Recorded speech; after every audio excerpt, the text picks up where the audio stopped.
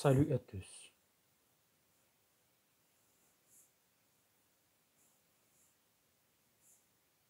Je tiens à vous adresser de lire avec moi un bouquin très important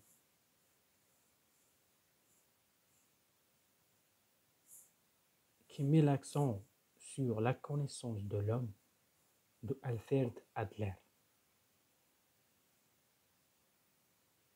Canadien, le développement personnel, parfois on va lire des livres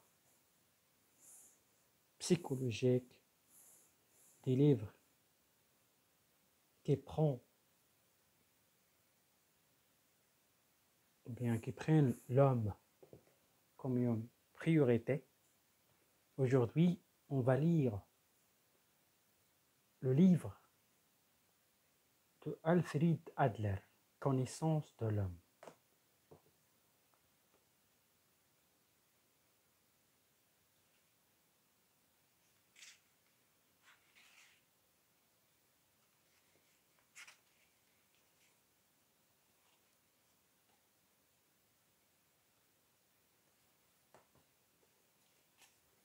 L'âme.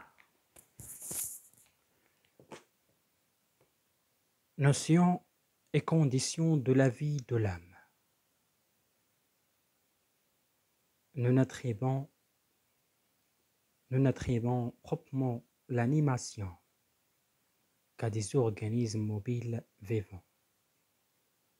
L'âme présente le rapport le plus intime avec la liberté de mouvement. Dans les organismes fixes, enracinés, il n'y a pour ainsi dire pas de vie de l'âme. Cela serait pour ou absolument superflu. Il se fait de se représenter ce qu'aurait de monstrueux l'idée d'attribuer à une plante des sentiments et des pensées, alors qu'il ne peut en aucune manière se mettre en mouvement. Il aurait à attendre quelque chose comme de la sévrance. Il la prévoirait, mais ne pourrait s'en préserver. Ou encore, comment admettrait-on qu'une plante participe pas à la raison, à la libre volonté? Sa volonté, sa raison resterait éternellement stérile. On voit donc quelle différence rigoureuse séparait à cet égard. Vu l'absence d'une vie de l'âme, la plante de l'animal, et l'on remarque assez tout la signification considérable que se trouve de la connexion établie entre le mouvement et la vie psychique. Il en résulte aussi que dans le développement de la vie de l'âme, il faut inclure tout ce qui tient au mouvement, tout ce qui peut être lié aux difficultés d'un simple déplacement. Et que cette vie psychique est appelée à prévoir, à recueillir des expériences, à développer une mémoire pour rendre le tout utilisable à la pratique mobile. Ainsi, nous pouvons admettre en premier lieu que le développement de la vie de l'âme est solidaire de mouvement et que le progrès de tout ce qui remplit l'âme est conditionné par cette libre mobilité de l'organisme. Car cette mobilité est excitante, elle exige et stimule une intensification toujours plus forte de la vie psychique.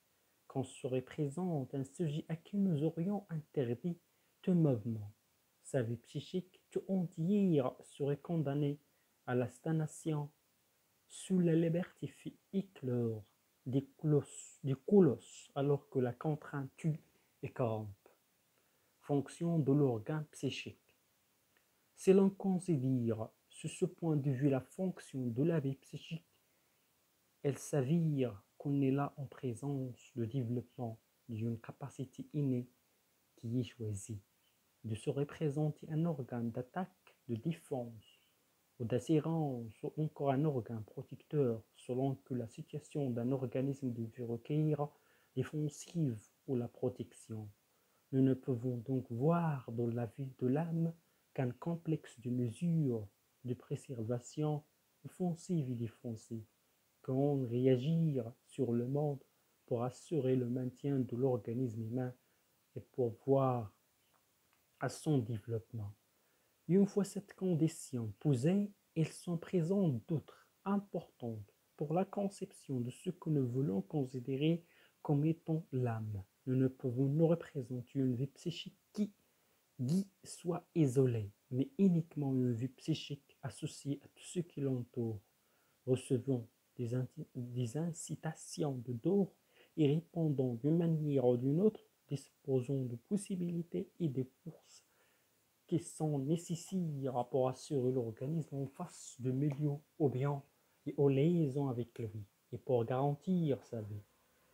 Les connexions qui s'ouvrent maintenant sous nos yeux se multiplient et diverses. Elles concernent d'abord l'organisme lui-même, la spécificité de l'être humain, sa corporealité avec ses avantages et ses inconvénients, mais ce ne sont là que des notions toutes relatives, car grande est la différence arrive et la différence suivant qu'il telle ou telle force, tel ou tel organe présente un avantage ou un inconvénient.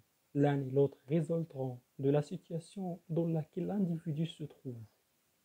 Ainsi, on sait qu'en certain sens, le pied de l'homme représente une main atrophiée. Pour un grimpeur, par exemple, cela serait un grave inconvénient. Mais pour un homme se mouvant sur le sol, l'avantage est-il que personne ne souhaiterait posséder au lieu de pied une main normale. De manière générale, on constate dans la vie personnelle, comme dans celle de tous les peuples, que les moindres valeurs ne sont pas à prendre comme si elles recelaient toujours en elles-mêmes tout le poids des inconvénients. Tout dépend de la situation où la chose se décide. Ne pressentons qu'un champ on ne plus vaste s'ouvre aux investigations au égard au rapport qui existe entre la vie de l'âme humaine et toutes les exigences de nature cosmique, alternance du jour et de la nuit, règne de soleil, mobilité des atomes, etc.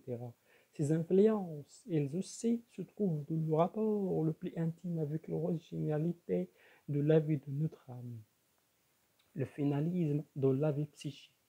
Ce que nous pouvons d'abord saisir des mouvements psychiques, c'est précisément mouvement même qui se dirige vers un but, ou c'est le faut-il affirmer que l'on émettrait un parallélisme si l'on représentait l'âme humaine comme constituant une grandeur statique qui est sainte. Nous ne pouvons la concevoir que sous la forme des forces que se mouvent, procédant assez rarement d'une base et étant dans un but également unique.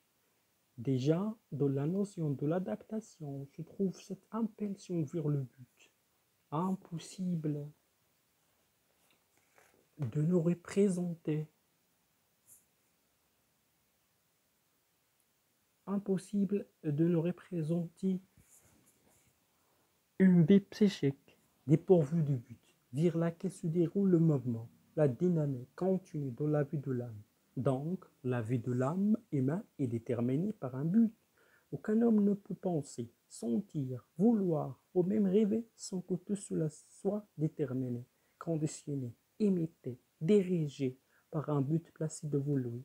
Cela résulte presque de soi-même au égard aux exigences de l'organisme et d'un monde extérieur et à la réponse que l'organisme est dans la nécessité d'y donner.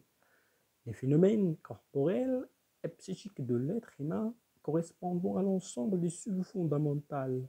Un développement psychique ne saurait se concevoir autrement que dans ce cadre que nous venons de décrire, comme dirigé vers un but quelconque, placé devant le sujet et qui résout d'emblée les effets des forces des aînés Le but peut être transformable ou fixé.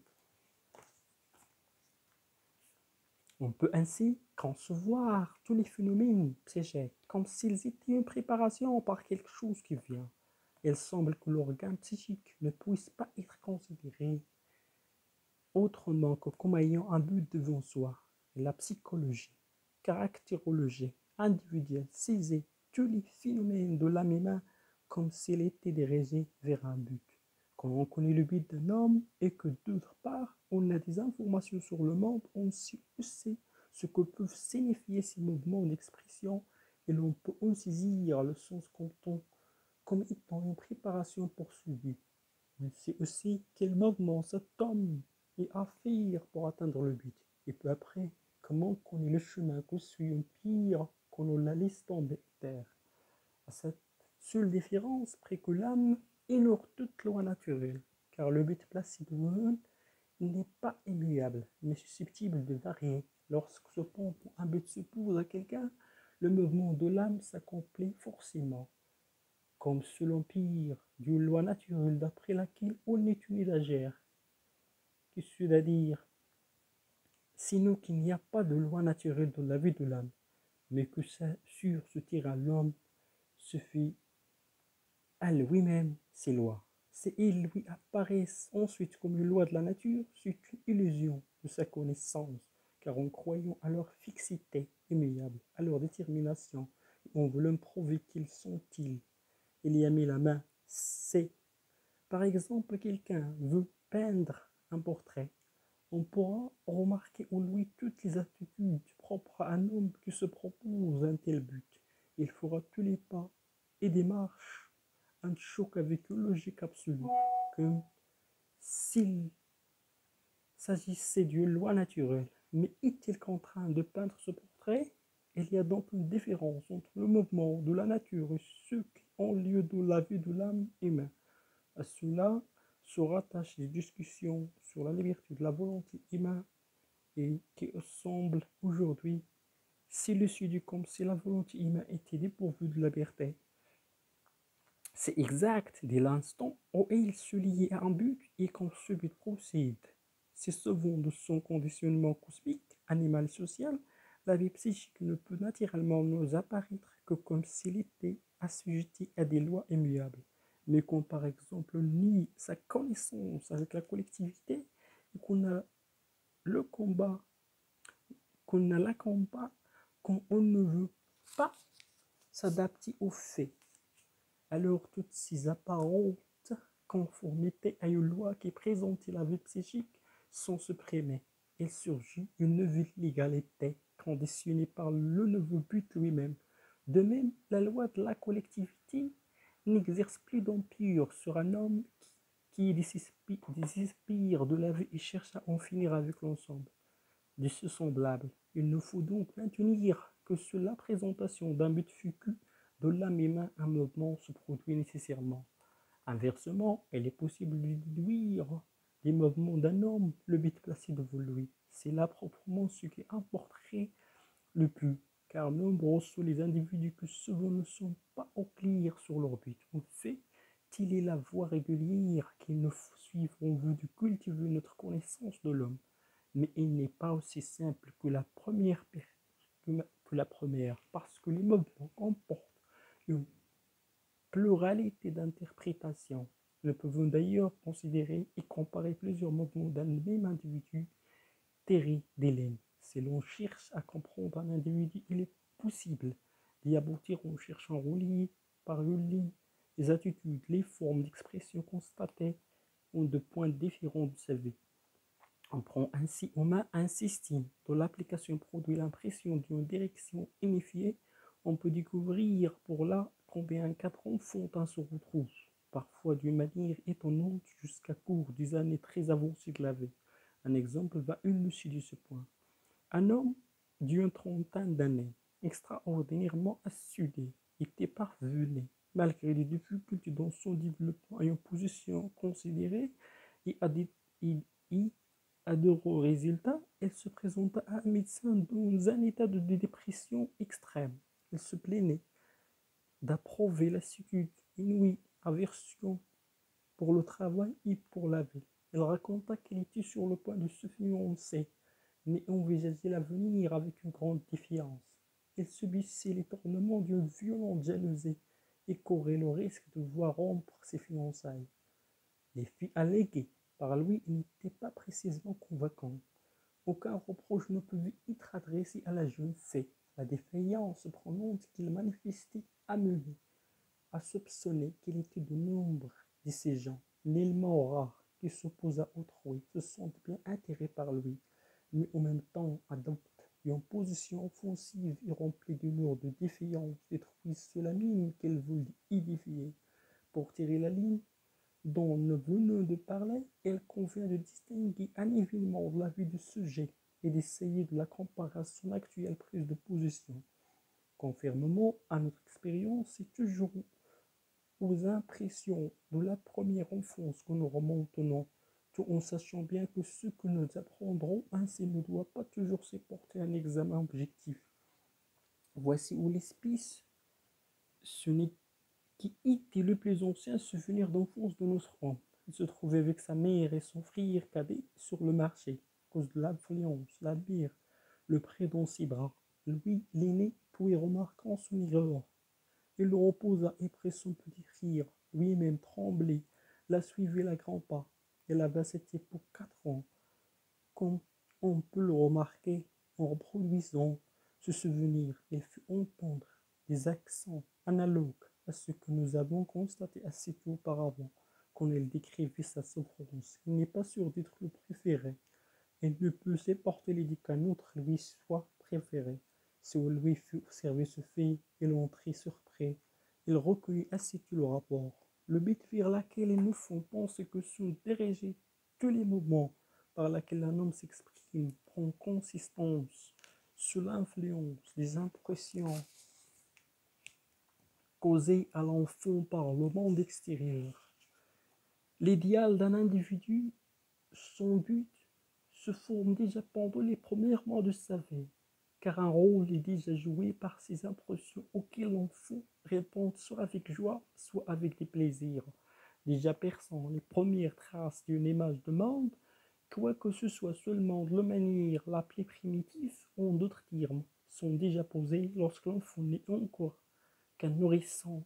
Les bases de factures accessibles de la vie psychique, par la suite, ils sont sans cesse parachevés, car ils sont transformables et susceptibles de subir diverses influences. Les modifications les plus diverses se produisent, qui obligent l'enfant à répondre aux exigences de la vie en prenant telle ou telle position. C'est pourquoi nous ne pouvons donner tort aux savants qui soulignent que les traits de caractère d'un homme sont déjà connaissables lorsqu'il est encore au sein. De là, beaucoup déduisent que le caractère est chose innée, mais il est permis d'estimer préjudiciable à la collectivité l'éduque vu que le caractère de l'individu soit hérité de ses parents, car cela empêche l'éducateur de se consacrer avec confiance à sa mission. Observation renforcée par le fait que la conception de l'unité de caractère sur le plus souvent à celui que le profite pour être absous et dégager sa responsabilité, ce qui naturellement va à l'encontre du devoir de l'éducation. Une condition importante qui participe à dresser le but est donnée par l'influence de la culture. Elle pose, pour ainsi dire, une barrière contre laquelle la force de l'enfant ne cesse de se heurter jusqu'à ce qu'il trouve une voie que lui semble pas praticable, et lui promote l'accomplissement de ses désirs, aussi bien que par l'avenir, assurance et adaptation. On peut bientôt reconnaître quelle force doit avoir la sécurité que l'enfant désire, quelle sécurité lui garantit l'abandon à la culture. Ce n'est pas simplement une assurance contre le danger, mais il s'y ajoute comme dans une machine bien aménagée à notre coefficient de sécurité que peut garantir, mais encore l'entretien de l'organisme humain. L'enfant se le procure en exigeant, outre la mesure donnée d'assurance, de satisfaction des tendances, encore un supplément plus que ce qui serait nécessaire à son simple maintien, à son paisible développement. La ligne de mouvement que nous observons là est très nettement celle de la présomption La présomption. Exactement comme un adulte, l'enfant veut atteindre plus que tous les autres. Il aspire à une supériorité qui devra lui apporter cette sécurité et cette adaptation. Et les lui garantir tel qu'il avance et lui sont posés comme but. C'est ainsi qu'il a une doit ou que s'établit de la vie psychique une agitation qui va encore se renforçant. Il suffit se représenter que par exemple les actions cosmiques obtiennent de force une réponse plus puissante, ou bien lorsqu'on est en temps de détresse, l'âme s'angoisse et ne se croit pas à la hauteur de ses devoirs. On observera de nouveau des fléchissements signifient que l'exigence de la supériorité s'affirme plus nettement encore. Elle peut y arriver alors que la position du but a eu lieu de telle sorte que l'individu cherche par là à échapper à de plus grandes difficultés que les évite. Il advient que se présente là une espèce d'homme contenant ce qui se peut imaginer de plus humain. Le type de l'homme qui devant les difficultés ou bien recule au tremblant, ou bien cherche à se glisser dans quelque retraite, au moins provisoirement, évite de se conformer aux exigences s'imposant à lui. Cela nous donne la possibilité de comprendre que les réactions de l'âme humaine ne possèdent nullement un caractère définitif. Il ne peut jamais être que de réponses provisoires non autorisées à répondre à la pleine exactitude, tout particulièrement dans le développement psychique de l'enfant, auquel on ne doit pas appliquer la même mesure qu'adulte. Il importe bien considérer qu'on a affaire à des positions de but uniquement provisoires. Il faut regarder au-delà et nous représenter à quoi pourrait répondre la force que nous voyons agir, où il pourrait mener l'enfant, si nous nous reportons au sein même de l'âme de l'enfant. Il devient clair que ces manifestations d'une force ne sont pas à comprendre autrement que comme si, pour lui, il y avait plus ou moins décision de s'adapter définitivement au présent et à l'avenir. Il peut orienter des côtés différents la disposition inhérente à cette tendance. Un côté se montre comme étant celui de l'optimisme. L'enfant a confiance en ses capacités à remplir les tâches qui se représenteront à lui. Ceci se manifestera par les traits de caractère qui appartiennent précisément à un homme tenant ses devoirs pour susceptibles d'être remplis. Ainsi se développement, le courage, l'ouverture d'esprit, l'abandon, l'application, etc. À l'inverse se placent les marques de pessimisme, si l'on pense au but d'un enfant qui ne se croit pas capable de remplir ses tâches. On peut aussi se représenter comment les choses doivent se passer de l'âme d'un tel sujet. On y trouve l'hésitation, la timidité, le côté taciturne, la défaillance et tous les autres traits par lesquels le faible cherche à se défendre. Son but est au-delà des limites de ce que peut s'atteindre, loin en arrière de front de la vie. À bientôt.